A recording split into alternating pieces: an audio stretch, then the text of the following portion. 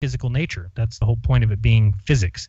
And when you start getting into theoretical physics, it's like, well, what are you talking about? The theory of physical things?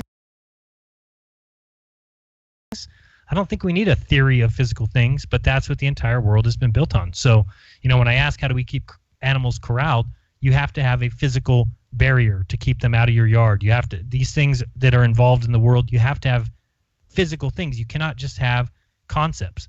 And science really should be the explaining of things rationally, not with ridiculous concepts. So a black hole, to me, is simply ridiculous because it's a concept. It's nobody even knows if it's an object. I tried to look it up, tried to do some research this week, and no one knows. Black holes are nothing but circular arguments, period. And that's it. And what do I mean by a circular argument is because if you ask what is a black hole, they say, oh, black holes eat mass and matter until the matter and mass is gone. And then you're like, okay, well, then what is the black hole? Oh, it's this giant singularity and they actually say it's of infinite mass. What does that mean? These are the kind of words I'm talking about.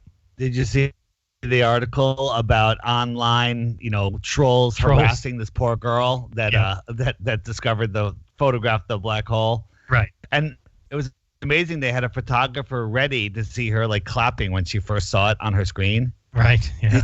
It's amazing, isn't it? It's so crazy. Hey, I mentioned Mitch on the beach, breaking space time. For those of you that don't know, Mitch did a quick experiment where he got a cup of water. The cup has to be an angled cup. If it had straight up and down sides, it wouldn't have worked, right? It's the fact that the water spread out and created a little bit of a vacuum, which caused it to hold that cap on. Is that right? I don't believe so, but you think a straight up and down tube would have worked also? Sure. Why? How does that create a vacuum? Oh, it's by tipping it upside down. Okay. I think, and I could be wrong on that, and I don't proclaim to know, but I'm trying to look around. Do I have something straight? It's the weakest vacuum there is, and it holds the water up. So what would the Glober's excuse for that be? Now, it's not pulling the water to the top of the glass, but it's not. What is their argument on that? I don't think they have one. Again, it just goes back to they'll just throw equations at you. Where did you get your diploma, Dave? Or not your diploma, but your credentials. Your degree. Yeah. Your degree. It's just, I don't know. To me, the whole ideas of black holes is ridiculous. And again, even and I have a couple interviews with that girl and some other people that have been part of this team, and they even admit, well, we can't actually see the black hole because it's black. So it's like, well, then how do you have a photo of it? And how big is the black hole? Wasn't it ridiculous size? It's small, like the size of a piece of fruit or something. Or was it bigger? No. I don't know. Somebody said it was tiny. I think they were talking about. There was an analogy on how far it was. Right, and then they were talking about its angular diameter, maybe, or something. Like they think that she said it would be the size of a fruit on the moon. Is what they were kind of comparing it to. But I think that they say the actual black hole is bigger than the solar system. So billions of miles wide, if you're looking for that. But again, even the very scientists who have stated that this is the first image admit that they can't see it. So to me, it's all fantasy, all of it. First of all, technology has nothing to do with science. That's another thing people always forget. They think technology is science, but they're very separate. And the actual word science has been completely hijacked. It's not about truth at all, and it was never supposed to be. Again, I've shown many videos where you've got people like Lawrence Krauss all saying, science isn't about finding the truth. And it's not. It's supposed to be rational explanations, not truth for the world. Like, here's truth for everyone. Because here's the thing. Anyone can make observations. And it doesn't mean that you understand or correct in your guesses about what is going on. So you're observing things. That's part of the scientific method. Okay, great. But science is supposed to present evidence to basically convince people in a way, or at least explain things rationally. And they've gotten away from that completely. Now it's all about providing evidence to arrive at a truth. But whose truth? I mean, who decides? The biased individuals who are doing the tests? Well, that doesn't make much sense. What if one scientist arrives at one conclusion and another scientist arrives at a different conclusion? What if there are tons of opinions? How are things proven to the world? With photos? With photos of black holes? Is that how you prove truth? With explanations like we heard about the black hole and the distances and everything? No. What do they use? Consensus? So to me, it's just science has been completely hijacked. You know, this idea that all these smart people on the stage, or at least on the stage that I was looking at, must agree, and so it must be true. You know, they convince you through TV spots and mainstream news that there is basically zero chance that any alternate idea or any other kind of theory or opinion could be correct or should even be considered. You know, do people accept the Einstein field theory? Of course they do, because they think it's mathematics. They think there's a fabric of space-time. They think there's some sort of rigid, bendable fabric that is physical but consists of nothing, because it's in outer space, which is a vacuum, which is the absence of everything. And the only thing that holds everything together is these mathematical concepts. I mean, why would you believe in a black hole? I know Dave doesn't, but I guess I'm asking the people at home. You know, do you simply believe and trust in a conceptual mathematical idea because all the smartest men and women in the world can't be wrong? Then basically the way I would describe it is you believe in Narnia. You're just believing in a fake place. And it doesn't matter what images of Narnia somebody sends back. If somebody sends images of Narnia and mathematical equations that tell us how to get there, these people will just argue on behalf of what lies beyond that wardrobe. Because like we said, some men read about it in college, then they teach Narnia to others, and then everybody proclaims that to be truth. But whose truth are we talking about? I don't know. The problem is that they have basically cheated and introduced some words like truth and fact and proof and evidence, theory, law, and everything's agreed upon. That's exactly what they have taught people to think. So you see that the very reason that they, invoke those kind of words is to basically confuse everyone listening to a point where they no longer feel comfortable challenging the truths that other people have decided on. That's the reason why being a flat earther is so difficult, is because you are okay with saying, no, I don't agree with those quote unquote truths that you guys agreed on. Even though you've used your own concepts, you've used your own mathematical formulas, and the world sits back in awe at the masterminds who used, 8 or 6 or whatever, 10 telescopes combined to make a giant Earth-sized telescope and peered 321 quintillion miles to gather this first image of a black hole. It's sad because they're winning the battle. To me, it's... Go ahead. I've never even tried to fathom what a quintillion miles is. Is that 1,000 trillions? Oh, no, I don't even know how you would figure it. No, well, it's way more than that. No, it goes billion, trillion, quadrillion, quintillion. Yes. So let's just start. A trillion years is a trillion. 1 trillion seconds is 31,000 years. Right. Okay. So a quadrillion seconds is I can't even do it. I'd have to do the math and then tell everybody, but it would be ridiculous. Yeah. Yeah, it's just sad. They're winning this battle, which is the worst part, because people don't care. The battle is a battle of convincing you. It's convincing you that they know the age of the earth, right? That they know how life began, that they know what took place 1/1000th of a second after some dense point exploded into everything some 14.5 billion years ago. And you better not dream of questioning it. Don't you dare. Unless you've been trained in the art of convincing people like they have, unless you've gone to college, or unless you've, gathered all those people who think like you and created something called peer review, where only the ideas that match the current convincing story are allowed. I got it. You got it now? 1 quintillion seconds. Okay, you're talking about multiple quintillions, right? 321 quintillion. 300. Okay, but 1 quintillion seconds is 31 billion years. No, are you kidding me? Okay, let's slowly say that. 1 quintillion seconds. Seconds, not minutes. Right. Seconds is 31 billion years. Got you. So 1 quadrillion would be 31 trillion? 31 million. Oh, million. Yeah. So 1 quintillion. So I did quintillion is 31 billion years. You can't even fathom what that is because No, it it's doesn't just exist. it's just It's a stupid. mathematical construct. Absolutely. It's what it is. It's the same thing as when you say that there's the singularity in the sky. It's a black hole and it's made of infinite mass. The people accept this. This is the mainstream belief in this world. And Dave, you and I are considered crazy. Come on. Everything is upside down. It's amazing. Oh, it's so ridiculous. Why I always say that the Earth is all that there is. That's how crazy they've flip-flopped everything. When you talk about the Earth is all that there is, and instead they've made it so that the Earth is 0.00001% of even the solar system. That doesn't even get into the rest of the nonsense and galaxies and everything else. It just goes crazy from there. So, hey, when we come back from the break, let's talk about Notre Dame burning down. Oh, yes, I saw the video. And that's a quick break right there. All right, don't go anywhere. You're listening to Jeranism Monday Night Raw. We got another half hour before we get to your calls. So we'll see you in 2 minutes.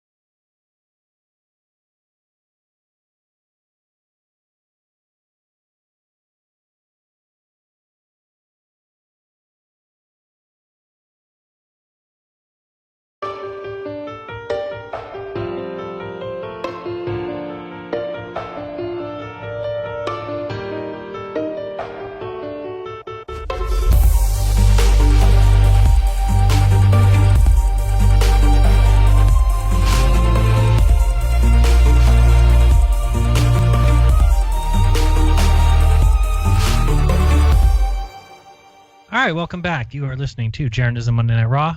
I'm Jeran. I'm here with David Weiss, as always. Glad you guys are joining us. And here we go. David, you wanted to talk about the fire in Paris, huh?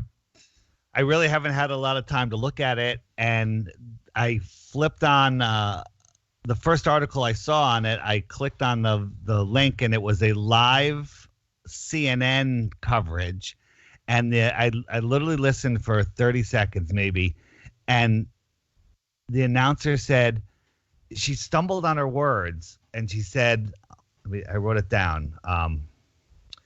She said she goes, the tower, the tower, the twin towers. She corrected herself. She goes, the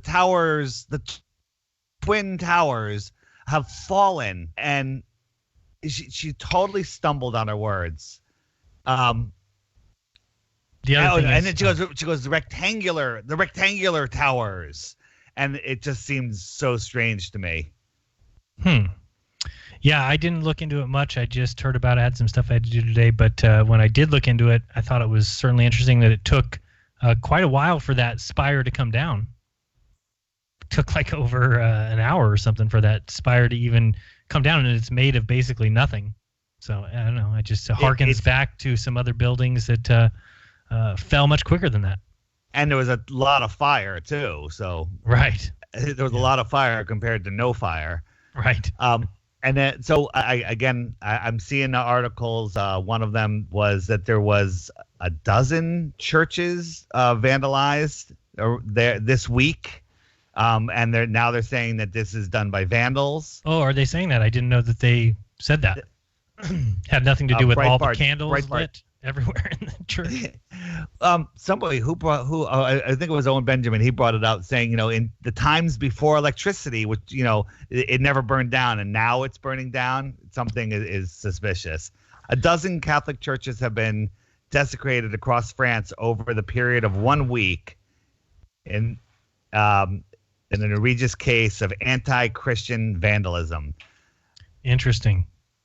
Yeah. So that's the line they're going to go with here, huh? And I haven't watched the video yet. I clicked on it real quick. Was Enter the Stars, who's a YouTuber that's pretty good at decoding stuff. Yeah. He says he found that it's in iPetGo 2 predicted this. Really? Yeah. So you've seen iPetGo about 9/11, right? Yeah. Yep. So he's breaking it down, says that this is in iPetGo 2. Haven't seen it yet.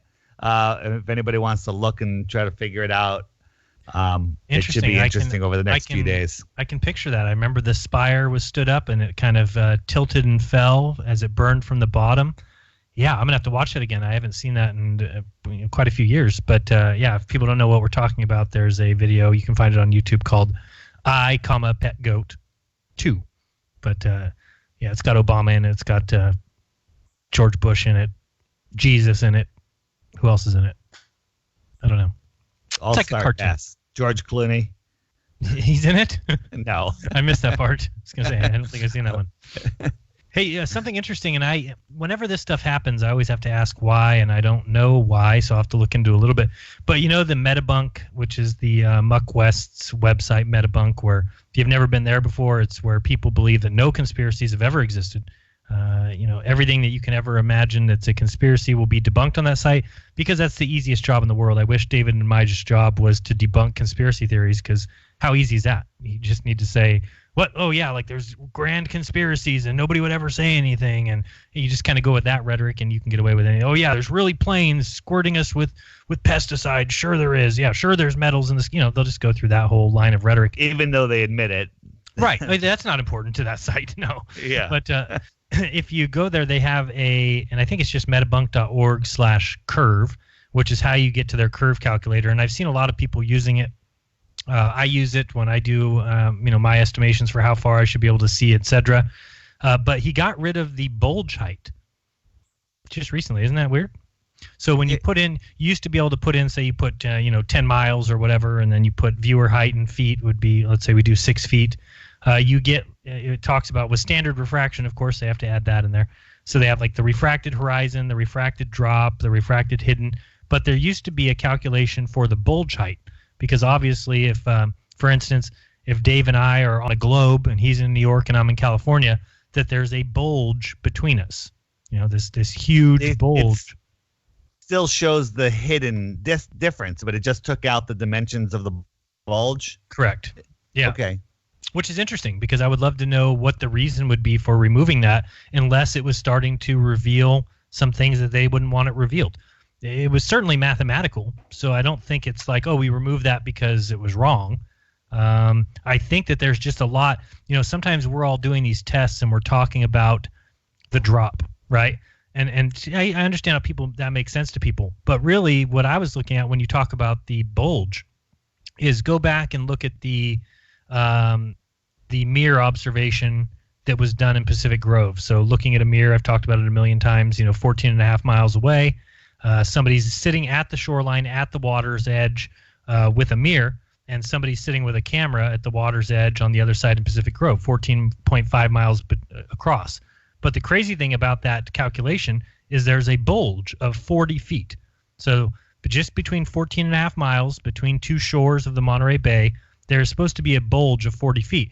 And when you say there's a bulge of 40 feet, if you're looking at it from one point of view, the other person is 80 feet over the drop, and that's why how you get a bulge of 40?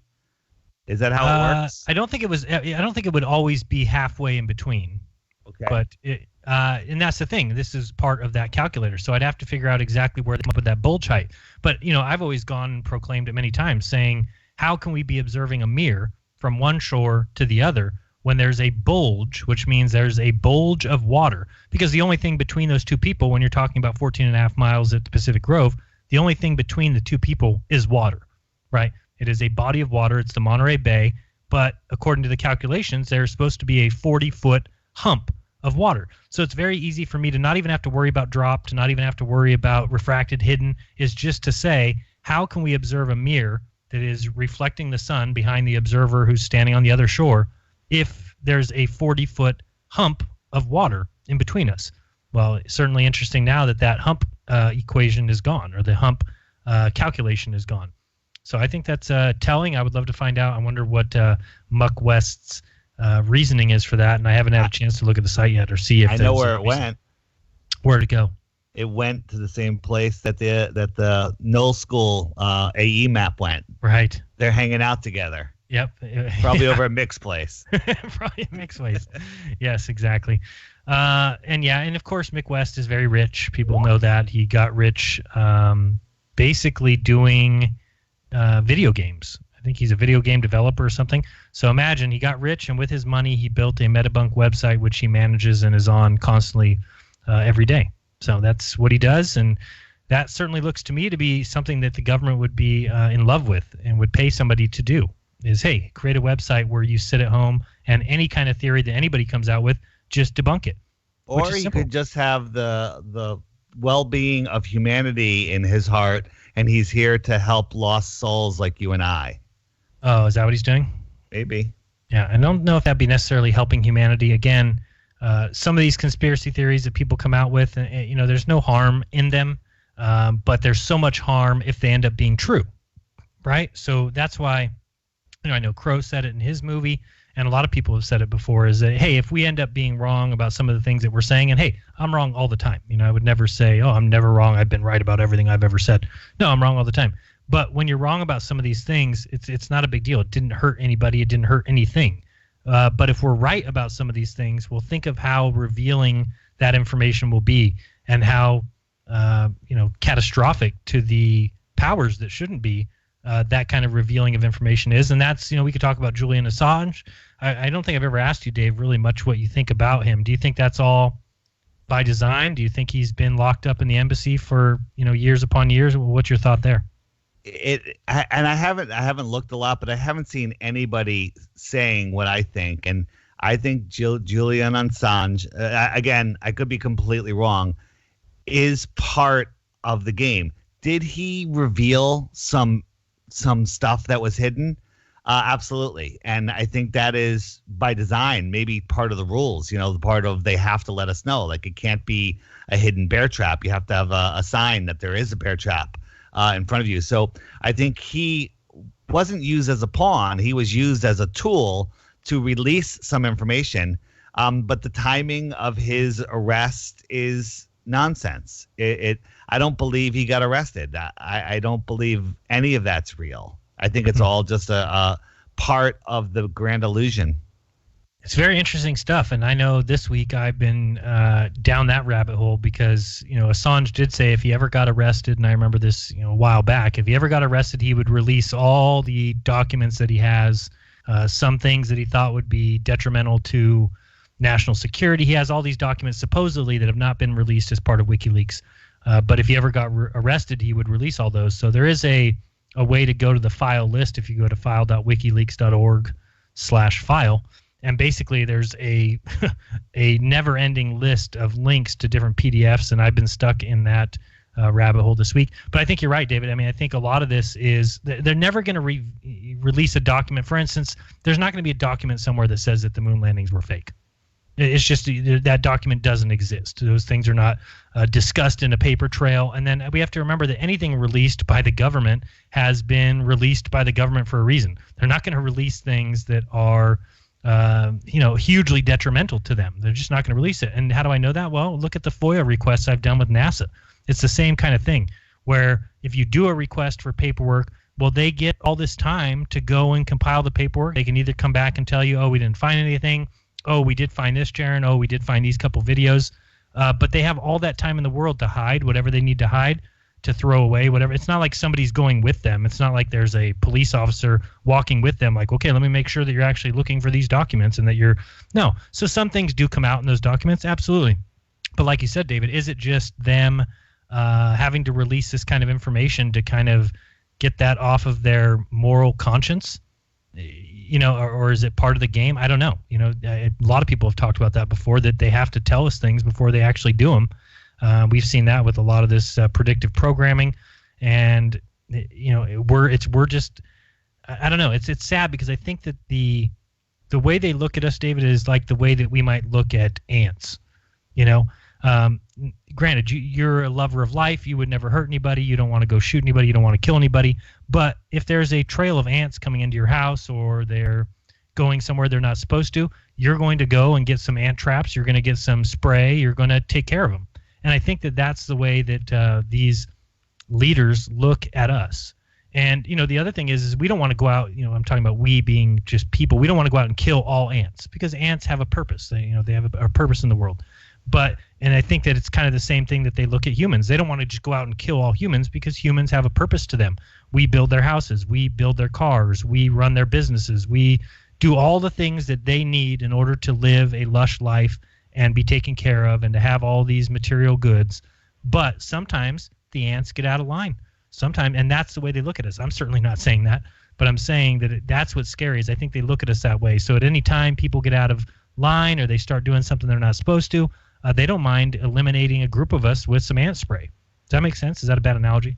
I think it's a bad analogy. Maybe more like sheep. They look at us like dumb sheep. Yeah, maybe. It's close. It's close. They look down upon us like we are worthless eaters, and they use us. But they have. I believe that we are responsible for their reality, and they are using us. I mean, just look at the iPet goat, all of the predictive programming, all of this insanity that they go to with symbolism and putting all of this stuff together. There's something, there's some sort of wizardry to our existence that we don't understand. What's that? No, I says definitely wizardry. Yeah. I mean, you can't deny that.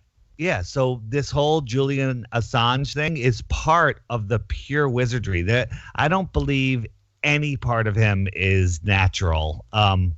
Just like a guy that has the information. I mean, they would have think about it. If people that think he's real believe that the deep state is what it is, how hard is it to take him out? I mean, right. Or how hard is it for Google just to shut down the website? Yeah. WikiLeaks. They shut down websites all the time.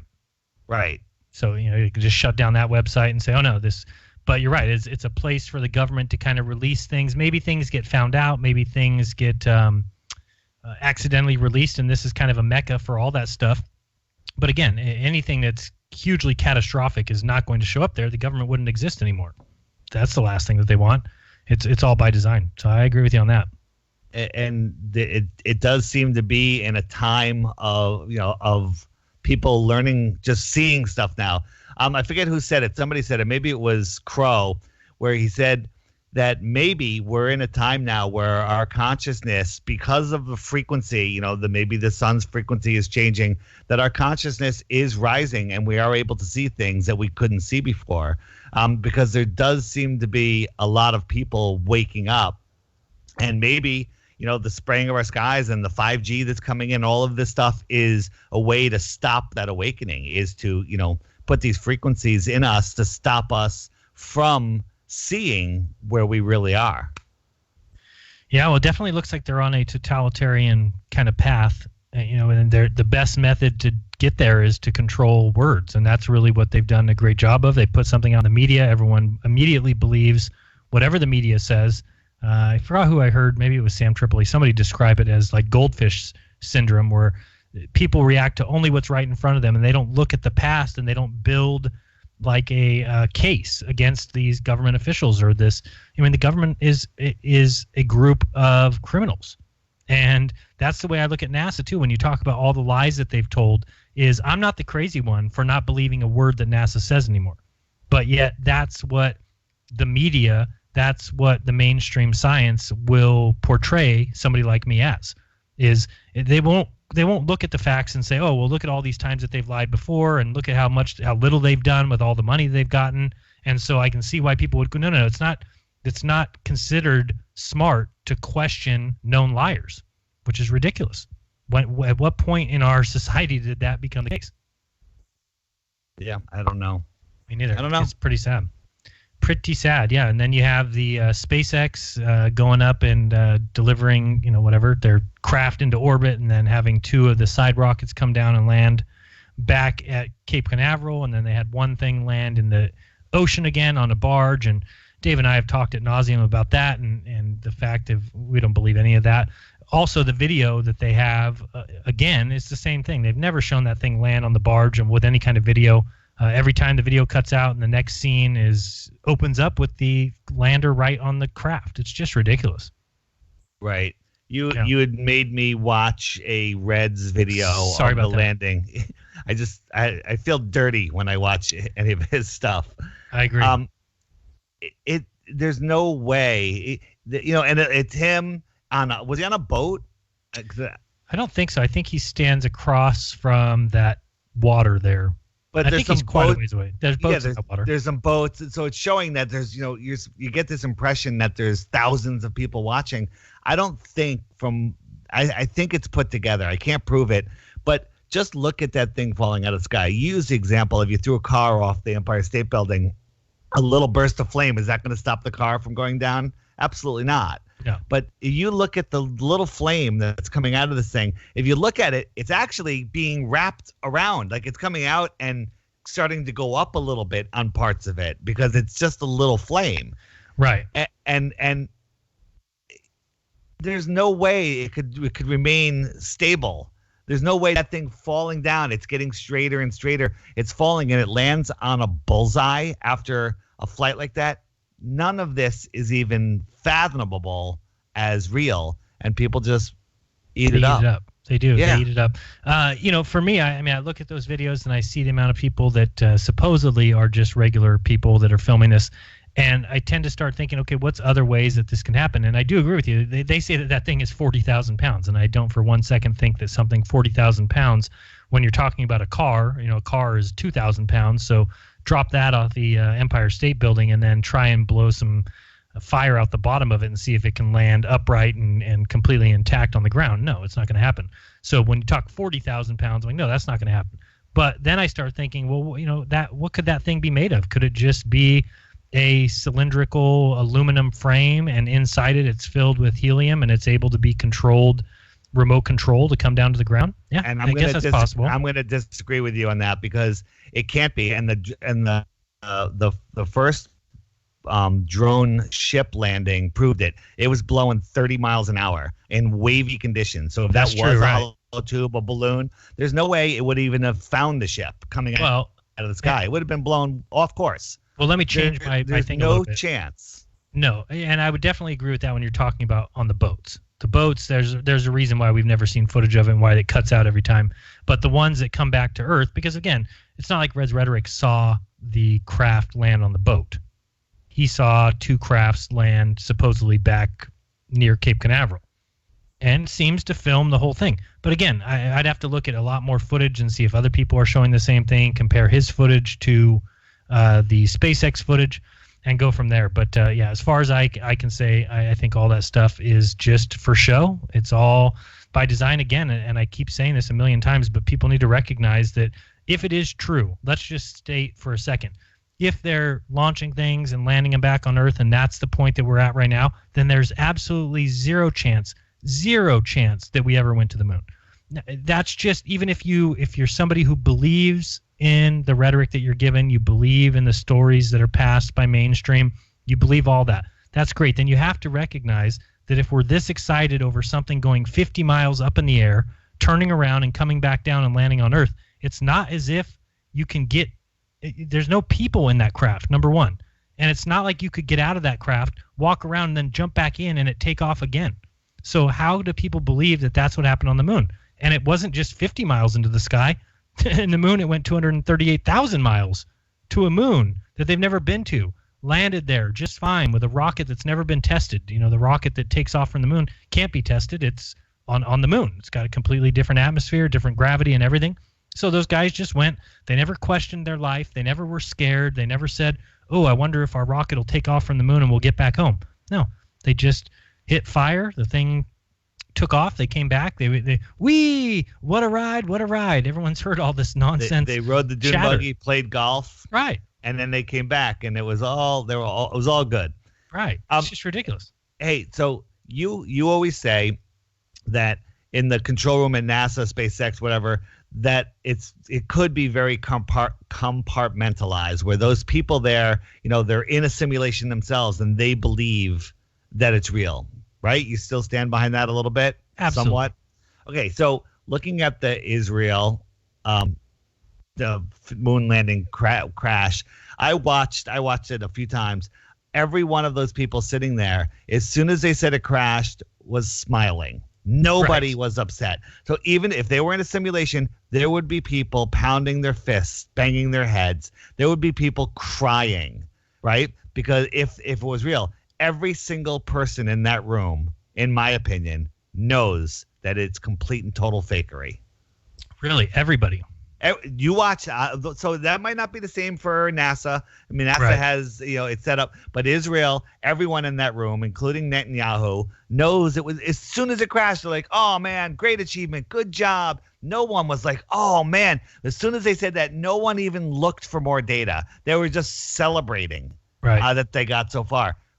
There's no way that those people are compartmentalized. They are all in on it. Well, I think they definitely took one for the team, and it will, this way NASA can look better when they try and go to the moon. And again, we've been told that they would go back to the moon how many times now? Since 1969, 1972, whatever. It seems like it's just a constant bit of rhetoric. You just constantly talk about it, and I can't think of a better way to take money from people than that, which is just to keep saying, oh, we are going to go. We are going to go to Mars. We are going to go to the moon. And they keep getting $56 million every single day. So why would you ever go somewhere? Why would you ever go to the moon? Because you get $56 million for saying we're going to go to the moon in the future. So it doesn't make any sense to me, like why we would expect anything different from them. It's just a joke. I mean, it's not like, hey, we'll give you this $56 million. If you get to the moon, then we'll give you some more. No, we'll give you this $56 million every day, and all you need to do is keep building the hopes of people by telling them that we're going to go to the moon. And then when you have something like this happen where they crash and they say, oh, we were in orbit of it and we crashed, then it just looks more difficult, which allows all the other space agencies to get more money to do this exact thing that's already been done in 1969, 1972, 6 times, no issues. But yet people will just keep funneling money into these organizations. So, and it's just all a story. It's all make-believe. It's just like Narnia. man. To me, it doesn't matter how many videos of Narnia you give me. It doesn't matter how many photos you give me, how many equations you give me about Narnia. These guys didn't go to the moon or didn't see a black hole any more than I saw a lion. Yeah, I'm saying it's bullshit. I'm saying, I hate to tell you that they haven't seen a black hole any more than I've seen a lion from Narnia. It's the same thing. Same nonsense. So, what else do we need to talk about? You want to talk? Oh, we only got a minute 30 left. We want to talk a little bit about Owen Benjamin. You want to mention him a little? Oh, that's it. So you'll have to wait. We'll do it when we come back. Don't go anywhere. You're listening to Jeranism Monday Night Raw.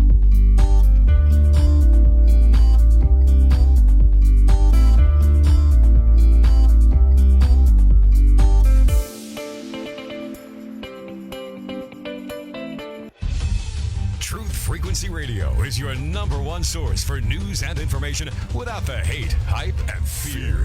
We're proud to feature cutting-edge programs like The Christopher Everard Show, The Covert Report with Susan Lindauer, Enemy Within Radio with Tom Barnes, Freaky Friday with The Woo Crew, The Gematria Effect with Zachary Hubbard, America's Evil Genius with Travis Cook, Phoenix Rising Radio with Phoenix, Quantum Connections with Lucky, and dozens more. Did you know you can listen from any telephone by dialing 641-793-7117 or call into your favorite show toll free at 833-TFR-LIVE. Uncensored talk and news you won't hear in the mainstream media. Truth Frequency Radio, your protection from deception.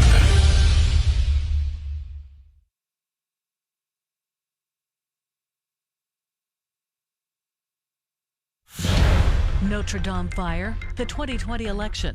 I'm Ann Cates. Authorities in Paris now say the Notre Dame Cathedral blaze is under control with the structure and 2 bell towers intact. As hundreds of firefighters battled the raging flames, Parisians and tourists gasped in horror as the church's spire fell, followed by the collapse of the roof. French President Macron tweeting Notre Dame of Paris in flames, emotion for a whole nation, thoughts to all Catholics and for all French. Like our countrymen, I am sad tonight to see this part of us burn. The Paris prosecutor has opened an investigation into the fire. The cathedral was built in the 13th century and is one of the most well-known places of worship in the world, bringing around 13 million visitors each year. Much of the cathedral covered in scaffolding as Notre Dame was undergoing renovations. I'm Kristen Holmes reporting. Former Massachusetts Governor William Weld has become the first Republican to take on President Trump for 2020. Weld says he's concerned about our country. I really think if we have 6 more years of the same stuff we've had out of the White House the last 2 years, that would be a political tragedy, and I would fear for the Republic. So I would be ashamed of myself if I didn't raise my hand and run. Congress and the public will get a look at the findings of the Russia probe on Thursday. Correspondent Bob Costantini. When word from the Justice Department about the redacted report's release came, President Trump was flying to Minnesota. He tweeted from Air Force One, the Mueller report, which was written by 18 angry Democrats who also happen to be Trump haters and Clinton supporters, should have focused on the people who spied on my 2016 campaign and others who fabricated the whole Russia hoax. Vermont Senator Bernie Sanders has released a decade's worth of tax returns. He crossed $1 million in earnings in 2016 and 2017. On Wall Street, the Dow Jones Industrial Average fell 28 points. I'm Ann Cates.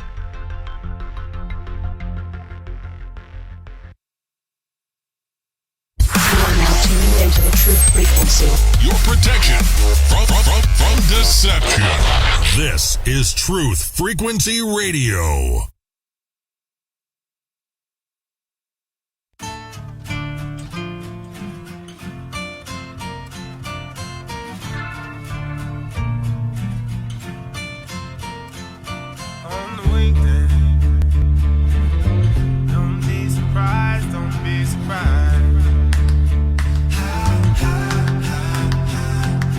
Walk like us.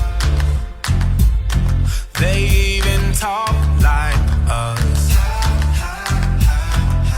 Walk like us. But they are not like us. On the weekday,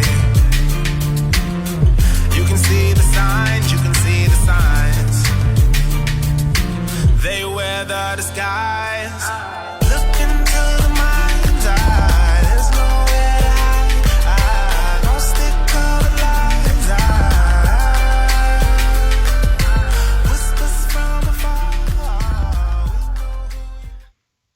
right, welcome back. You are listening to Jeranism Monday Night Raw. We got another hour left taking your calls. If you want to get in line, 213-233-3998. Again, 213-233-3998. David, go ahead. You were going to say something before we went to break. Have you been listening to Owen Benjamin? I have when I can. Some of his streams are a little bit long. Yes. Again, everyone knows I really enjoy his streams. He's one person that even when he's not talking fake NASA and flat Earth, I'm still fascinated in his message. I think that this guy is really awake and sees through the deception, and I just love the way he does it. Today, he was doing a couple days ago. Did you hear his Seinfeld rant? Yeah, I saw that video. That was amazing. Just such a good breakdown. And when you think about it, that show was a satanic show. Well, first when he said that, I'm like, what? Really? Really resonated with that. But today, well, I'm going to isolate the clip. He basically was saying that he looked at the way he looks at his life and the way the media portrays it. And he's like, he works, he provides, he works at home. His wife's a stay-home mom, a homemaker. They got the kids, they got the farm, but then the way the media does it, he's a washed-up comedian, who's failed YouTuber, just all the things they said they put together. It was just a complete horrible picture. And basically, his wife has what a lot of women really want. Absolutely. He doesn't. He points out how there's people that have tons of money. The husband's gone for 14, 15 hours a day at work. Doesn't he makes a lot of money, but he doesn't have any relationship with his family. Right. Just the message is so good. But earlier, I don't know, I think it was since our last show, he read my message about talking about flat Earth, and he resonated with it. He actually, on Owen Benjamin clips, he took that clip and put it up. So maybe good things are on the horizon there. Maybe a lot. I was on the move today listening, and I saw my name flying through the chat a lot, the DITRH. So people are saying, "Hey, talk to Owen." Talk to Owen. Talk to me or you. Your name was in there also. So what happened with the falling out with Mr. Eric Dubay? Yeah, he basically sees the fraud that Eric is without even talking to him yet. That didn't take much. But let me say, just for you Eric fans out there, Eric has some great Flat Earth content. I even said to Owen in a previous message that Eric is probably one of the best equipped people to discuss flat Earth with him if he can stay on target, which he doesn't seem to be able to do. As long as he doesn't start going into all the reasons that I'm a shill. Yeah, and me. You too? Has he done any impressions of you? I don't know if I've seen those ones. I haven't seen an impression. I'm not that fortunate yet. I'm not that fortunate. You're lucky. So, give it, and listen, I see some people saying Owen's not talking about flat Earth. He's a shill. He's here to distract. Of course. He's putting all. That's nonsense. Owen is probably the most authentic person I've seen in a very long time, and his breakdown of the deception of what's going on in this world. He's learning himself. He's making some mistakes. The other day he did a great rant on flat Earth, but he got a whole bunch of things wrong, and not on flat Earth, on how the heliocentric model is impossible. Right. And he got a few things wrong, but that's okay. He hasn't figured it out yet. The guy and we get things wrong on the path. Absolutely. Yeah, absolutely. It's not an easy research topic. You have to kind of go through it all on yourself. You're not going to find any scholarly articles that you can just go read and say, see, here's where it is. This is where it says the Earth is flat. No, it takes a lot more than that. And so I know how much it takes, and I don't expect him to get it all right away or even ever. It's going to take us all a while. So for those of you listening to Owen daily, don't harass him. But when he is talking NASA and flat Earth, if you want to throw mine and Jeran's name in there, as we would be good people to talk to, he sees our names. He knows who we are, and it would be fun for him to have Jeran and I both on one of his streams, having fun talking about this really fun topic, NASA fakery and flat Earth. I totally agree. Yeah. So All right, we'll hit a couple phone calls. First, we got old Ginger. Let's say hi to Ginger. What's going on? Hey guys, how's it going? Doing good. What's going on today? Oh, not very much. But all right. So I was just typing in my chat about Owen doing a Jewish debate, which was very interesting. He did a Jewish debate? But yes. We had a moderator who was cool. What channel was that on? His? It was on Owen's. Oh, okay, I don't think I've seen it. And what was the Jewish debate about? Debate.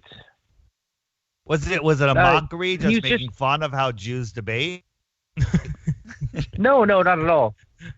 They went into a lot of biblical text and all sorts of things.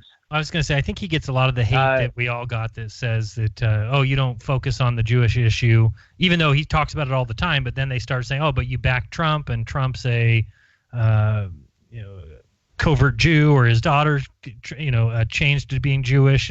And he just goes through and has the same haters we all do. And he has to explain himself and says, I don't believe in a huge Jewish conspiracy going back to all time, that just a lot of those people have issues with I don't know, you can call it whatever you want. You can call it money issues, control issues, but then again, they also think they're God's chosen people, which is a tough position. No, you're not.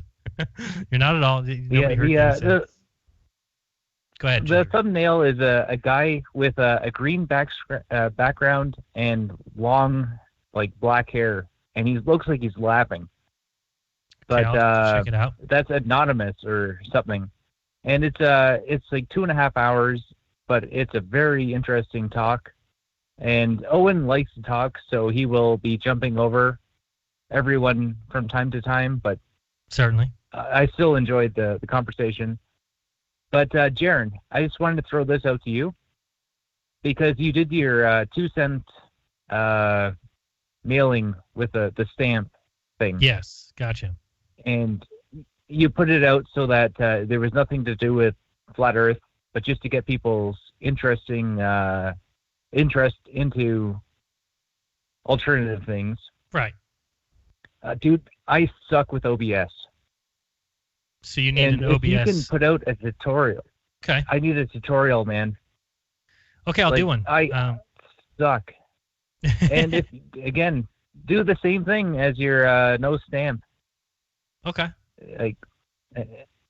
Just a possibility to get you a bunch of views, because a lot of people are trying to learn and they don't know what the hell they're doing, and I'm right up there with them. I think Nathan Oakley already did that. Did Nathan Oakley do one? A long time ago when OBS first came out. I thought he did, but maybe I'm wrong. No, I think I did one in the How past long too, is but a long time ago? I think I pulled the video. I don't know. In Flat Earth, how long is a long time ago, though? In Flat Earth, it's 3 years ago. Is a long time. Yeah. All right. Well, thanks, Ginger. Any final words? Any final comments? Love you all. All right. Love you too. Love everyone there. Loves everyone here, even though David and I are not at the same place, but everybody there and here. Oh, I thought we were going to get rid of that background noise. Guess not. Yeah, so I'll try. I tried to do some different videos. I did one, how to make garage shelving for under $100 or something. It got the least amount of views of any video I've ever done. So I realized, okay, maybe people don't want to see those videos from me. But yeah, my thought was, hey, if I can get a video to where people like it or they enjoy the content and I don't mention Flat Earth in there, maybe they'll click around, because that's the way I am. If I ever see a good video on YouTube, and maybe I'm the only one who does this, but I'm always clicking on the channel name and then I go look at other videos they do. If I like the way somebody presents something, I just want to look at everything else that they've done. My hope is that my videos trigger people to do the same thing. Possibly not, but yeah, anytime I can do a little video helping people out, I would love to do that. OBS is one thing, or even how I make my videos at this point. Some people just don't know how to make videos, and it's actually not that hard. You have to get used to it. You have to learn a little bit as you go along, but I don't think it's a bad idea. Dave, you agree? Who knows? Dave's gone. Oh, he's back. No, that's me on mute. I do it every show. I agree. Yeah. All right, let's go to the next caller. You're on with Jeranism Monday Night Raw. Who's this? You're in the 607 area code. Hey, Jeran, Dave, how's it going? Good, This is good. Colin from Abilene, Texas. What's up, Colin? About 3 hours west of Dallas. Oh, not much. Hey, so I've always wanted to call into the show, but today I felt like I actually had something to kind of contribute. I was thinking about the whole, when y'all were talking about like mathematics and mathemagic and all that, a really good analogy to kind of explain to people that don't understand like what we're talking about. So you think of a map. A map is something we use to explain something that's already been navigated, already been observed. And so they're taking that concept, and people think that these mathematical equations and everything that they use to explain all their theories are maps when they're actually blueprints. A blueprint is something that is constructed and drawn out before it's ever built or observed. So they're constructing these theories using blueprints. So just think of it that way, a map versus a blueprint.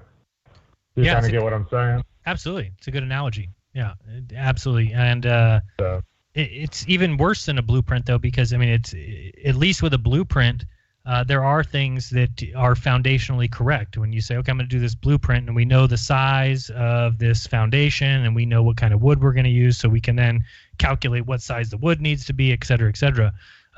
They're kind of doing that on a large scale, but all the foundational beginnings are not proven. So when you talk about a black hole, when you talk about a black hole, when you talk about galaxies and quasars and neutron stars and all these things, they're all based on a foundation that has not been proven. So that's even a bigger problem. But I totally get the analogy. I think it's a great one. I'll probably use it and steal it. But yeah, it needs to be tweaked a little bit still. Or you can use. Go ahead. Right. I was going to say, or you can use just the thought of like you were saying earlier, like we have maps of our world that have been charted out, and then they give us maps of, like you said, Narnia or like Middle Earth or something. Maps of, fantastical places. So this is my line of thinking there with the blueprints is that a map is made after something's been navigated and observed and seen. A blueprint is constructed before it's ever, built or anything. But anyways, one other thing I wanted to mention is that I kind of put up a post, and I don't put up posts on my regular Facebook very often. I put up a post about the black hole and the absurdity of it and everything earlier this week. And so my friend sent me, or he posted the Katie Bowman TED Talks, which I had never seen. And he posted that in a way for me to kind of like wrap my mind around it and thinking that I would understand it better and it would make more sense to me. But then I watch it, and I had to watch it a couple times just because I watched Globebusters yesterday and saw you guys, Bob kind of analyzed it, and it makes it even more absurd when you see that, they explained before they ever even did it that it was all going to be based on assumptions. Right. So. Yeah, I was going to ask you to make it any better for you, because when I watched that, it was like, oh man, this is even worse than I thought. Oh no, it made it worse. That's why at first I was like, is he kind of coming around? And then I realized he's still just as deluded as he's always been, and there's really not a whole lot of. And this is a guy that has a 4-year geology degree, so. Right, it's going to be tough. Yeah. Yeah. Well, anyways, I'll let you all go. Dave, I did listen. I was listening to Owen Benjamin earlier, his live stream, and I heard that part you were talking about. I've been loving everything he's been putting out lately. So, but I'll let you go, leave room for other callers. But thanks for all the work both you guys do. I follow both your work as much as I possibly can, and I am definitely planning on being in Dallas this November. So I look forward to seeing y'all. All right, appreciate man. it. Thanks so much. All right. All right there. Appreciate that call from Texas, I believe. Colin. Yeah, and the problem is that these mathematicians, these wizards, and theoretical physicists, they have no issue telling everybody that all the issues that we're talking about are settled science, right? As if that even existed. So they say it's all been confirmed through their systematic experimentation and their peer review process, and how dare you question them and any of their conclusions or findings? I mean, Dave, we're just the ignorant masses, Dave, not the enlightened few who know all these facts involved. Your job is not to question authority, but to bow to it, to stand in awe of it, and to appreciate it and celebrate it and defend it. That's what your job is. And so if you're somebody who's like us, who's questioning, who's calling it out, that's bad for business. It's bad for recruitment. It's bad for convincing. And so they're going to do everything they can to shut us up. So let's go to the next caller. You're on the 765 area code. You're on with Jeranism Monday Night Raw. Who's this? Through the universe, millions upon millions of miles an hour. You never felt it. But yeah, you can watch the moon move right ahead right now. Think about it. What?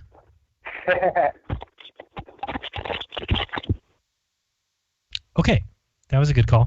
No idea what that was. Said something about the moon. Moon goes above your head. That was all I heard. I'm looking at the moon right now, and it is amazing. It's directly above me, and it's bright. Directly above you. I don't know where mine is. It must be just Directly rising. above me. Look at your flat Earth sun and moon clock. It'll show you where it is. And it's very bright. It's very bright. It's very white. Are you going to film it? It's right there. No. I could throw. If I had a slingshot, I could hit it. I don't know about a slingshot, but something powered. I think so. It's right there. The moon looks to be above. Yeah, it's right above you. Still got ways for me. 3 hours from now, it'll be fine. All right, so we took that call. We took that call in the 607. Let's go to this one in the 530. You're on with Jeranism Monday Night Raw. Who's this? Hey, it's William. How you doing, Jeran? Hey, What's going on, William?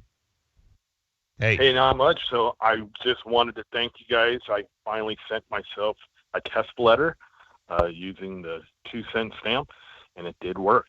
That's crazy. Wait. Hold on a second. You put it in your mailbox, put the flag up, and then when you came back later, it was still there? No, I wouldn't do that. That would give me the brains of a kindergartner. But no, I actually took it to the post office on one of my routes in another town, and it came to me to my house. I wanted to test it on myself first before I start doing it to other people.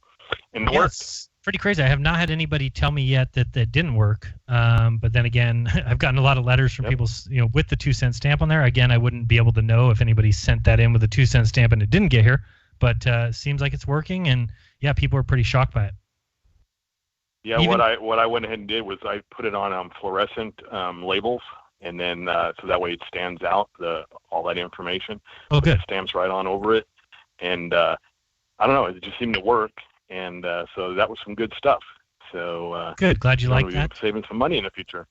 Dave, and then Dave actually tried to question his postmaster general, right, Dave? Didn't you try and do that, and they told you were crazy? He said it was crazy, and he said if he saw it, he would send it back, postage due, and he wouldn't let it get through. And yet it works. Yeah. Yeah. Go ahead. Question Well, number the way 2. I figured, even if I failed, it would still have to come back to me because I was also the return addressee. But anyway, my next question was, it's not really a question, but I think I figured out a way we could definitely see the edge of the universe. So if they could do a black hole with just a telescope link to the size of the Earth, well, what if they took a picture with one telescope, waited a day, and that means the Earth would travel 1.5 million miles, which would be 3 times the size of the sun. I bet you we could get a picture of the universe if we just linked the pixels via the gravitational waves they found recently. Oh man, concepts can do great things, can't they? And then and would one of you take my picture when it comes back on to the computer? I will. I'll be right there so that we can post it and say, look what we've done. We've taken a picture of the entire universe. Look forward to seeing you guys not you, just Jeran at the meetup in just a few weeks. So yeah, it's right around the corner. Look forward to seeing you. Maybe if I can, I might, if I could find me a what was it that Mark said we can all get a lab coat. I might just show up with a lab coat. Awesome. I'll look for you. All right, brother. God bless. Have a good one. Appreciate it. Bye-bye. Dave, you're not going, are you?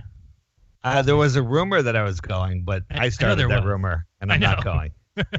It's always second answer, Dave. That's why I had to ask you twice. Okay, but now you've given me the truth that you're not going. Yeah. That's another thing. Yeah, so I'll just point that out real quick just so people know. May the 4th, That is a Saturday. I'm looking at my calendar to make sure I don't muff this up. May the 4th, Saturday at noon at McKinley Park is the Sacramento meetup. And I did make a air last week. I believe I said that Mark Sargent would be there, and that has been found out to be not true. So the only ones I can guarantee will be there. I know Chris Van Mitri will be there. I know I will be there. I know Missa will be there. I know Miss Puppy will be there. That's about it. So what about Effie Mishka? She will be there. Yes, that's a good point. Michelle will be there. Carlos will be there maybe. Who else? There's a few other people I expect to see. So yeah, come on over, say hi, bring something fun to do. I don't know what I'll bring, but we'll play some Frisbee or something out there at the park. And admission is free if you just show your Flat Earth Sun and Moon Clock app on your phone. Get Correct. You in for free. Otherwise, $45 entrance fee. No, I'm just kidding. It's free whether or not you show the app, but we prefer that you do show the app. And if you need one, you can still get one for free by Dave if you email him a reason why you need one at theflatearthpodcast@gmail.com. info@theflatearthpodcast.com. Oh, what did I say?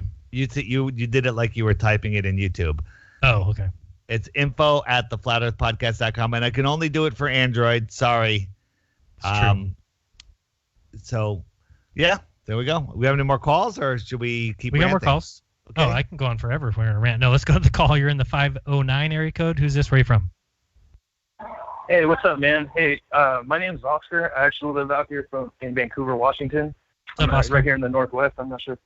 Hey, what's up, man? Hey, so I wanted to run something by you guys, man. It's been kind of on my mind, and it's kind of an interesting experience that I had. So, this year, March 18th, 19th, and 20th, okay? So, I work in Portland, okay? And so I drive from Vancouver to Portland going south on the 205. And so on one of the days, I noticed, I always look up at the sky and everything, and it's got a really cool view when you cross the 205. You can see Mount Hood from the distance all the way east. And so anyway, so it was kind of cool little thing, so I always watch that way. And so one day, I'm kind of absorbing, kind of looking up at the sky, and the moon is to the west and the sun is rising to the east, right? And so, whatever, just keep driving and everything. So that evening, I'm coming back the opposite way, so now I'm going north. The interesting thing that I noticed was, so as I'm driving north, now I see the sun setting, but I see the moon, okay, coming up from the east. And so I just thought that was kind of interesting how they swap spots. And so the very next day, I looked again, and so it was the exact opposite again. So now it was literally, I could see the sun coming up from the west, and I could still see the moon in the east. And so I thought that was really interesting that you could get them so you could see both of them at the same time, and they would flop spots. Yeah, that's interesting. I mean, the moon is only 50 minutes behind the sun, so that would only happen for a couple days in a row. You only saw it for like 2 days in a row, right? Yeah, exactly. Yeah. No, did you have a question about it, or I guess I'm confused what you're saying? I never experienced something like that before, and I just thought that was interesting that I could literally, I could see the sun and the moon up at the same time, one on the east and one on the west, and then later that evening I could see them in the exact opposite spot. Right. And so they would flip-flop. So from the very morning to the evening, they would completely flip-flop. And I just thought that was interesting because I kept in my mind that if we're the ones spinning, that wouldn't I see them in sequence? You know what I mean? I just think that would be weird to see them, be so fast to shift that I would see the moon right behind the sun and see the sun and then the sun right behind the moon and then see the moon, all of them together in those 3 days. Interesting. Dave, you have any comments on that? Or I'm just trying to do it in my head. I got to model that one out. I got to think about that. I am sitting here. Go ahead, finish. Oh, okay. Well, see, that's just the thing that was kind of interesting because, I got into, flat earth, maybe almost a year ago. I just started kind of researching a whole bunch of miscellaneous stuff, and I came across, a friend from work, and he's super big into, things about law and, how, the Constitution's kind of a mess and we're under contract. And so I got into a whole bunch of stuff and I'm big into, just learning new things. You know, I listened to everybody, what they say and stuff like that. And so I started researching about flat earth, and I started, you know, everything that you could see makes sense. You know what I mean? And when I talk to people that don't believe it, you know, I say, well, you know, in your mind, try to explain it to me. And when they couldn't, it's just like, it made me dig into it even more and more. And so, you know, I kind of pay attention to as much as possible, you know, and all that type of stuff. And that was just something I think in my own experience that, well, that's one of two. The other one was, I have pictures of the sun where the rays. All right, hold right there. We're going to come right back. We'll continue that call. Don't go anywhere. You're listening to Jeranism Monday Night Raw.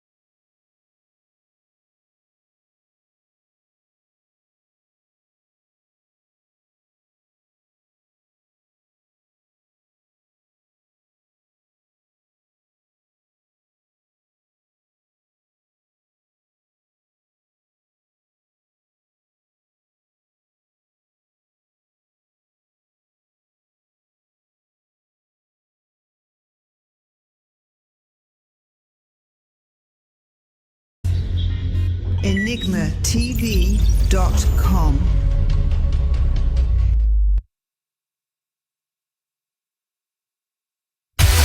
No hate, no hype, no fear. You're listening to Truth Frequency Radio. We are TFR.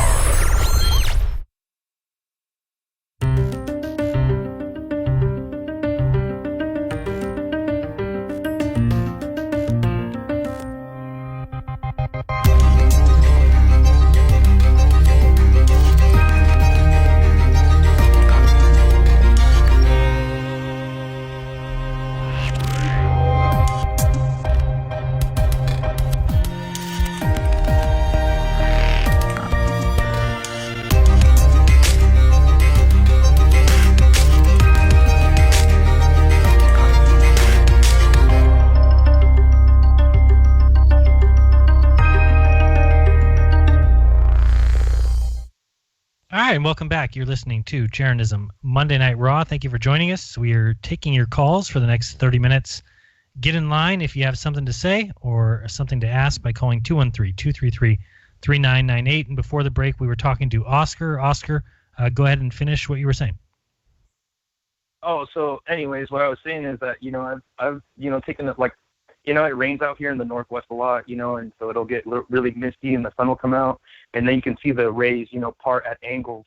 And so, I show that to like people that don't believe. I'm like, man, if the sun was such a far distance, and I forget all my numbers, but, and the sun was so many times as big as the earth, you would see parallel rays. But I was like, look at this picture. I was like, it clearly shows that the rays are, maybe within like a 45-degree spread, and so things like that. But, where I just kind of look at the sky all the time, little things like that, constellations, always looking at, Polaris, stuff like that, but where it got kind of interesting was that what I was, my thing is that, so I go to work at 5:30 in the morning, and so I'm headed south, and so I see the sun rising, and I see the moon up at the same time, and so by the end of the evening, when I go home, it's about 5:30, and so I'm heading home the opposite direction, and then I can see the sun setting, and I can see the moon that's up. So they completely swap spots by morning to the evening. And so that's what I thought was really interesting. Well, you can even estimate the exact time that would have been, Dave, right? I mean, I don't know, Oscar, do you have the Flat Earth Sun and Moon Clock app for the iPhone or Android? No, I don't. I didn't even know there was one. I'll have to download that. Yeah, download it and take a look at it because, for instance, like right now when we are not quite. So I'm guessing. Let me just guess. What you're talking about, then the moon was probably close to full. Yeah, exactly. Right. And you're saying it didn't make sense on a ball, but I think it makes sense on both models. When the moon is opposed to the sun on a flat Earth, you see them opposed to each other, and 12 hours later you'll see them reverse positions. If we lived on a spinning ball, and no, don't laugh at me, and the moon and the sun were on opposite sides of that ball as the ball spins, you would see them swap positions in 12 hours. I don't think, theoretically that you could tell the difference. Yeah, I'm not sure if it's really proof certainly one way or the other. But yeah, check out the app because you'll notice that, when the moon's full and you look at where it's at, you're going to see that the sun would be setting to your west and that the moon would be rising to your east. And then if you're talking about your workday, so 10 hours later, 11 or 12 hours later, then it would just swap positions to where the moon is now rotated clockwise. It's further along, setting to your west, and now the sun's going to be rising to your east. So yeah, definitely check it out. So I guess the thing where I got a little confused was like, so I guess in like my like visual, like how I was kind of setting up is so if I'm laying down on my back and to my left is the sun on the east, and then to the west is the moon. I guess where my thing is, if I stay there all day, and I'm kind of looking up, at the end of the day, they would rotate. They would be on opposite sides. So the moon would be to my east and the sun would be to the west, but I could see both of them. I guess what I got confused was, so if I'm the one turning around, spinning, I assume that they would always be in the same position, at least for one day. But from the morning to the evening, they swap spops. Right, and then so it just I guess gets that's crazy. where I'm kind of. Well, it gets crazy because we don't believe that. Yeah, and we don't believe that we are spinning because, I mean, then you get into those problems, and I see what you're saying there with the spin. And then you have to remember that the moon, even though the way we see it is it's orbiting the same direction as the sun, in their model it's actually going the other way. So that's why it just gets very confusing, and I can see, that's why Flat Earth makes much more sense to me. But appreciate the call, Oscar. We got a lot of calls to go through. Dave, did you have anything else to say about that? Yeah, real quick. So I'm sitting here looking up my skylight, and they got the bright moon up there, and we have scattered clouds passing by, and I'm watching them, and only the clouds that are right in front of the moon are lit up. I can watch them go, and probably 10 moon diameters, 15 moon diameters away, they go into darkness. Right. That tells me that light I am seeing is very, very, very, very close to those clouds. Yeah, if you want to do an experiment for yourself, is take a piece of paper, piece of binder paper or whatever, and find a light that's, on your ceiling, and take that piece of paper up to that light. And yeah, when you get really close to the light, you're going to see a very localized part of that piece of paper lit up. Excuse me. But as you start to move that paper away from the ceiling, after you're even, maybe 4, 5, 6 feet away from the ceiling, all of a sudden the entire paper is lit up and there is no localized light there. Yeah, look at it from underneath. Correct. Sorry. Yeah, just stretch a sheet out, whatever. But it has to be very close to that light. I mean, I'm looking at my sky, and my sky, let's say it's 100 units wide. I'm looking at the moon, and it's lighting up 2 units, 1 unit of that, and it's right there, which is crazy because we fly in airplanes well above the clouds. So when you're up in an airplane, the moon doesn't look like it looks from the ground. It's smaller and it's farther away. So that to me proves that we are seeing something that isn't there, the apparent moon. It's relative to our position. I know we talk about this all the time. It's one of the hardest things to understand, but I don't understand exactly how it works, but I have proof, in my opinion, that it does work. All right, I agree. Let's go to the next caller in the 321 area code. Speaking of 321, the black hole was 321 quintillion miles away, just for the record. But go ahead. You're on with Jeranism RAW. Who's this? This is your meatballer caller. Meatballer caller. What's up? Hey, I'd like to talk to you about helium and hydrogen. You can, but I'd like hold to on. ask I'm your going to put a opinion on it. time limit on this. I'm going to give you 2 full minutes. I think I was accused of using too much time last time, but there was You a were. whole commercial break in between. Okay, so it really wasn't that long. I think I was unfairly criticized for that. So I want to ask you a question. When you But did you compress ever- helium into a tank? Go ahead. Go ahead. No, I was going to say, did you hear us give you your answer for about the fact that the vacuum would not float up to space, that it would just simply suck in all the gas around it? Yeah, I heard that, and I tried to call you back, but you didn't take my call a couple times. So, a couple weeks. But I want to talk about helium and hydrogen gas compressing, or any gas compressing.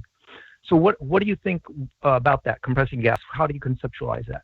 And I'm sorry, I know we shouldn't conceptualize things, but I can't see the gas, so can we conceptualize it? And what do you think happens when you compress the gas into a tank? Sure. What is the point of the... Okay, go ahead.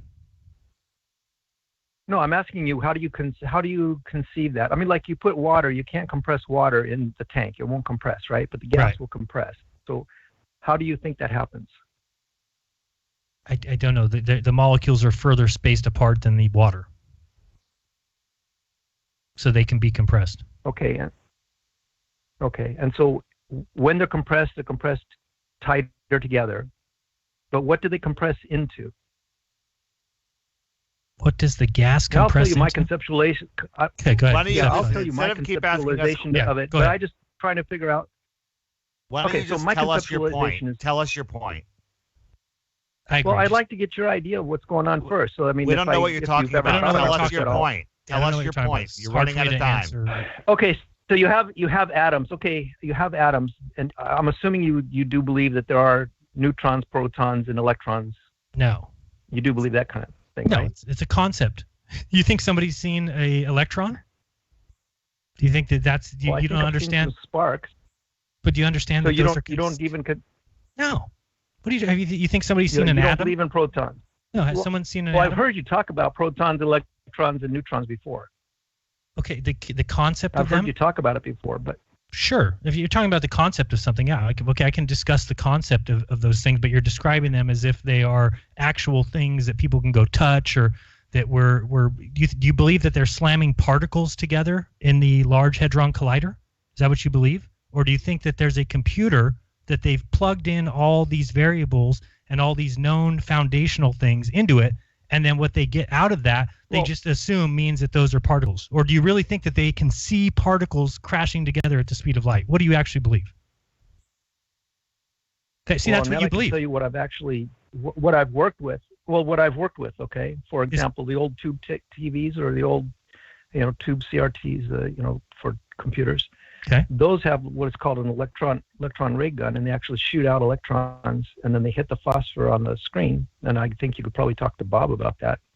He'd probably agree with that. But okay. So why don't I just get to one minute left? Yeah. I'm Yeah, thinking 1 minute. about the way that I think about. Okay. So let's just say, for example, we just think there are electrons, neutrons, and protons, which I believe there are. Of course, it's just. Well, you believe that I'm there trying to are. break it down You into believe smaller that there parts, are. So hold on a second. So an atom is the smallest thing that cannot be divided, right? Would you agree with that? No, I didn't say that. No, but I'm asking you. No, I didn't say that. No, but hold on. You're talking about the things inside of atoms. An atom is the smallest thing. It cannot be divided. It cannot be cut in half. And you want to have a conversation about the things. Wait, hold on. You want to have a conversation about the things that exist inside the smallest thing that there is, that nobody can see. Nobody can, because if you could see it, then you'd be able to cut it in half. You'd be able to play with it. Well, no, what I'm saying is, I think there's space in there, and there's nothing in there. There's space, and when you have nothing, that's what I'd like to also ask you. What you think the definition of a vacuum is, and I think that's the absence of anything. And I believe that the Hello? Oh, he's gone. Yeah, I'm here. Oh, sorry. I got muted here for a second. Damn, you stopped talking. Am I here? You're here. Go ahead. No, Am I you're here? gone. Next caller. Okay. No, it said. Go real quick. It said muted, so I. Yeah. We're way over time. The reason I believe you can compress the helium or hydrogen closer to each other, into a tank, is because there's nothing there. So there's space there to be able to be compressed into. So I think there's a cloud of electrons going around. So it's like a geodesic dome with nothing inside of it, and so it's kind of like a container in itself of vacuum. Is the point what is your point? Say your point right now. Yeah, say your point. So the bottom line. Yeah, bottom line. My point because you're wasting time. Is there is a lot of in between all of the air that we're walking around in. There's a lot of vacuum there next to us, but it's contained within these atoms, and those atoms get in the way. But we can compress it. Otherwise, what are you compressing it into? There has to be nothing there to have a space to be able to be compressed even closer to each other. What do you mean nothing? There has to be nothing. Nothing. What's nothing? Space. So absence of matter. Absence of matter. Just like when you make a vacuum, you're pulling all of the. Okay, so where does a vacuum? So you're saying a vacuum. Out. So a vacuum exists in nature inside of atoms. Inside of air. Inside of the atoms, right? There's nothing there. So just like a geodesic dome, there's like a ball. But wait, why doesn't the inside gas? Of it, why doesn't nothing. Why doesn't the gas escape into the vacuum? What gas? The gas all around. On the atom level, you have electron, neutron, and proton. You have the neutron and proton inside. You have the cloud of electrons on the outside, which repel each other from the next atom over, unless they're actually molecule linked there. Thank you for the call. I appreciate it. But next time you need to call in with a more summarized point rather than quizzing me or whatever. I don't understand what you're really doing. But again, Dave, I think that call was actually good because it's describing what I'm talking about the concepts. When you're starting to talk about, well, there must be nothing there. What is nothing? Like, what is nothing? This is what these people believe in. They believe nothing exists. They believe that the fabric of space-time exists. They believe that there's the bending of the fabric of space-time because when matter is next to the fabric of this field of space-time, it can be bent. What are they talking about? It's concepts. It's the same. And again, is there a proton and a nucleus, and they go around the nucleus? You're talking about things inside of something.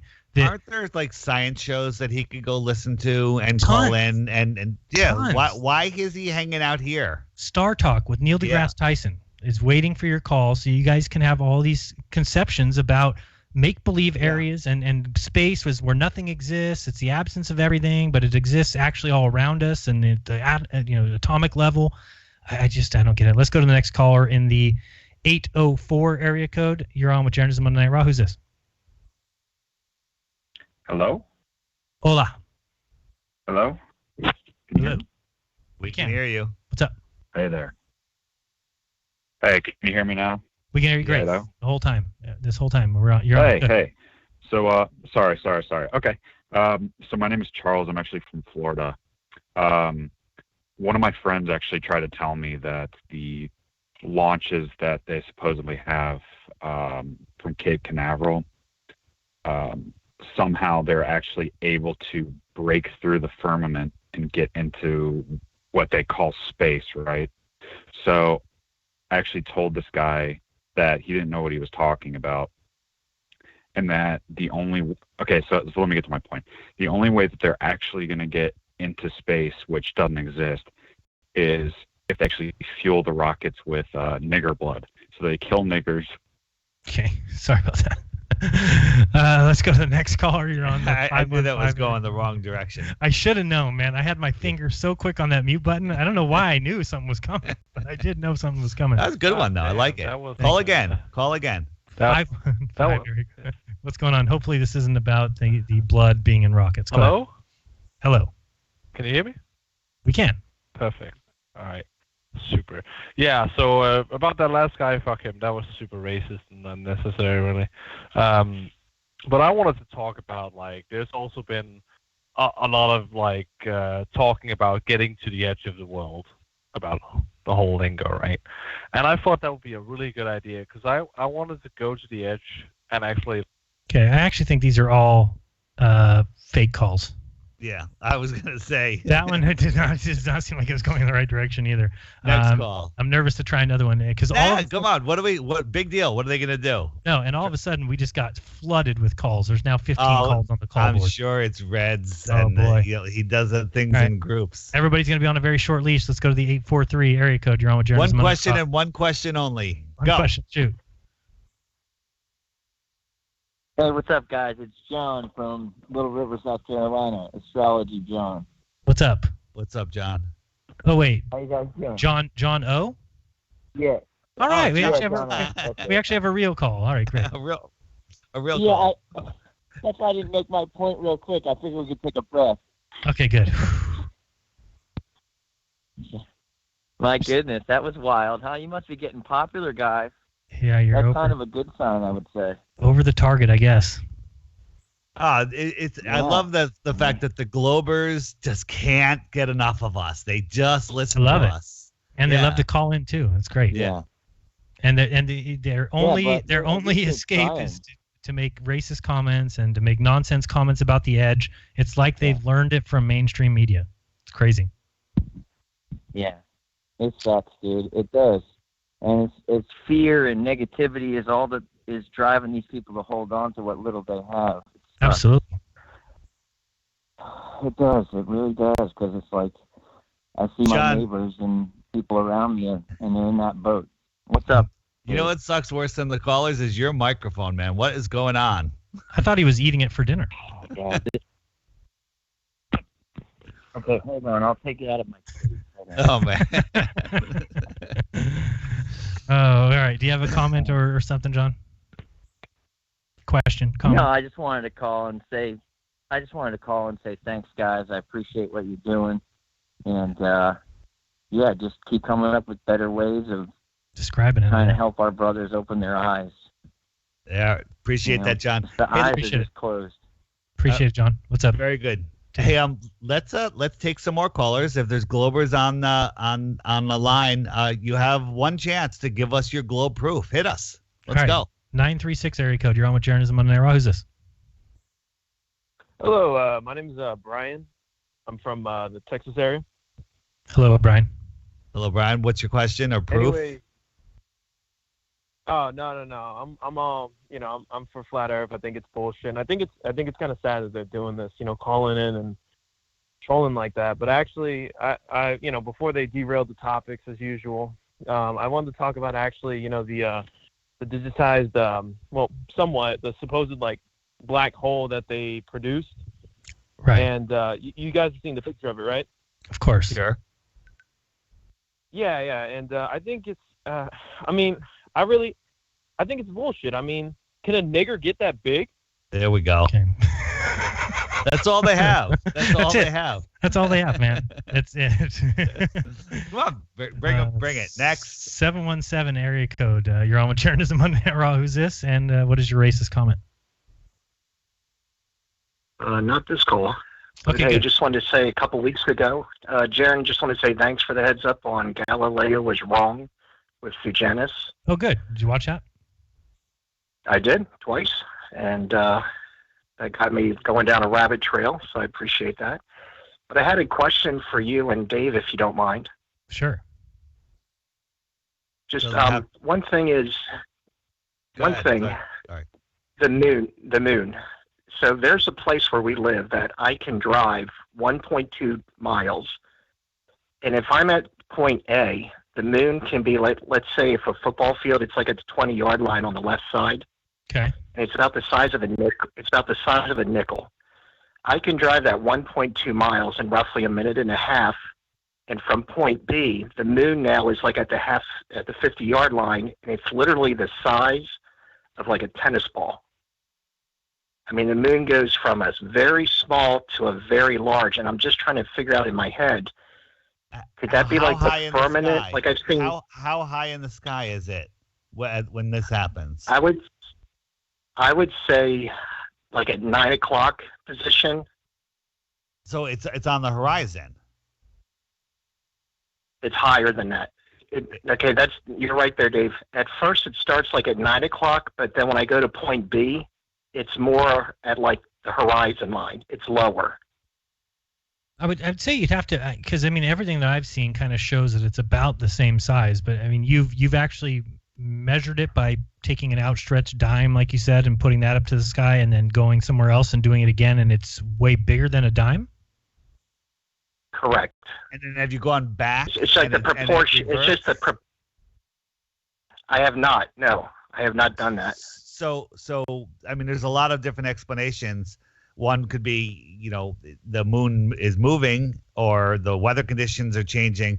You'd have to be able to go back and forth and test it, or have two people testing it at the same time. And also, if your perspective changes and the other position, the horizon is higher because there's hills, mountains in the distance that are in your view, having the moon closer to them optically, it changes the way it looks. When it's closer to the horizon, it looks bigger, even though it's really the same size. Okay. Yeah, and that'd be a good point. Has anyone tried sticking your head through your legs and looking at the moon upside down? I was waiting for a full moon. You said I had to do it at a full moon. You got to do it. That's a real thing. At a full moon, when it's on the horizon and it looks gigantic, turn around, bend over, and look at the moon through your legs, and it's no longer large. I'll have to check it out. Dave, I just think, man, I'm just like baffled at how sad it is that this is what globe believers have reduced themselves to. Yeah. It's sad because, I mean, can you imagine you or I calling into some globe show and all we have to say, let's say that we got on Star Talk with Neil deGrasse, and our only thing is to throw out some racist nonsense? Like, I don't understand how you've gotten to that point in your life, but it tells me the kind of people that this globe earth mentality creates. I mean, if we said, hey, everyone, Star Talk's taking calls, call right now, would we say nigger, say Jew, say, whatever? Or would we say, go and in one line, give your flat earth proof and ask them to comment on it? That's what we would do. They've got nothing. It's pathetic. No, and it actually gets them off. They feel like, I guess they feel intelligent by calling in the show and making those comments. I mean, I can't imagine my life, I want to call it devolving. Is that a right word? Devolving? Can you devolve? Yeah, sure. I can't imagine my life devolving to the point where that's the kind of thing that I do with my life. I just can't imagine. I don't know what show I'd have to watch where it's, hey, these guys are talking about the globe right now. Let's all go over there and say a bunch of racist stuff and try to get their show taken off the air or whatever they're doing. I can't imagine. But I look at it and I say, this is what the globe mentality brings. And this is the problem with it. Again, it's just when you talk about people say that there's problems with religion, right? Religion causes all these problems. Christianity causes all these problems. There's no Christians that are out calling in on this show and making racist comments. Why? Because they're good people. So the difference is when you're talking about a globe earth mentality that says you're just a speck of dust, your life doesn't matter, you're not held accountable for things that happen here, then the kind of person that you get is the kind of person that's okay with calling in on a radio show and throwing out racist comments and getting off on it. That's the kind of person that the globe brings us. It's just sad as could be. So I'm not going to take any more calls just because I can tell the call board's lit up. We have probably 15 calls on the board. I'm not going to take any. Also, because when the show goes off the air, I noticed that the last call, I don't have the ability to dump them. So we've had that happen the last 2 weeks. And as soon as I say that, look at the names dropping off the list. That is funny. Man, wait, hold on. Flat earthers will also drop off when you said that. That's true. It works on both. It works on both. It works on both. You can't say that's a ball. Damn it! Yeah, that's troll proof. That's a bias. It works on both. biased opinion, right? Yeah. I've gone in with the assumption that everybody on the call board is a globe Earth believer. And by them bailing out because you said that means that they're a baller. I'm going to call you on that one. Call bullshit on that one, I guess Yeah. so. Oh, boy. That's Yep. your flat Earth bias right there. It is. So I'm sorry that all those people who believe so strongly in Narnia have to call in and use that method to prove it. The pictures of Narnia aren't working. The black holes in Narnia aren't working. The faked landings on their Narnia moon aren't working. So what do? They result to racist nonsense. All right, guys. This has been Jeranism and David Weiss for another year. See ya. Peace.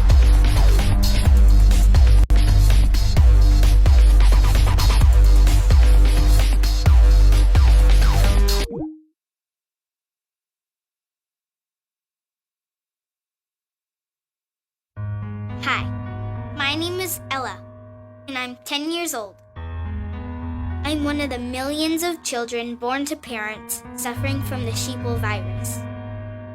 Symptoms include the inability to think for oneself, the attention span of a goldfish, and a strong belief in government and the mainstream media. It is estimated that 1 out of every 2 children are being raised by parents infected with the sheeple virus.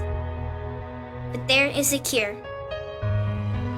For as little as 19 cents per day, you can become a TFR supporter and help children like me get their daily dose of truth. Together, we will make sure every child has protection from deception. Notre Dame fire, the Russia probe. I'm Ann Cates.